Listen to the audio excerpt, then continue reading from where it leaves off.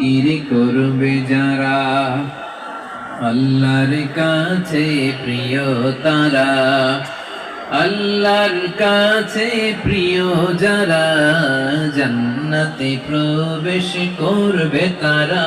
জোড়ে লা ইলাহা ইল্লাল্লাহ, লা ইলাহা ইল্লাল্লাহ, জোড়ে লা ইলাহা ইল্লাল্লাহ, লা ইলাহা ইল্লাল্লাহ, লা ইলাহা ইল্লাল্লাহ, লা ইলাহা ইল্লাল্লাহ, লা ইলাহা ইল্লাল্লাহ, লা ইলাহা ইল্লাল্লাহ, মুহাম্মাদুর রাসূলুল্লাহ সাল্লাল্লাহু আলাইহি ওয়াসাল্লাম। মাশাআল্লাহ। হ্যাঁ, এই তো শান্ত হয়ে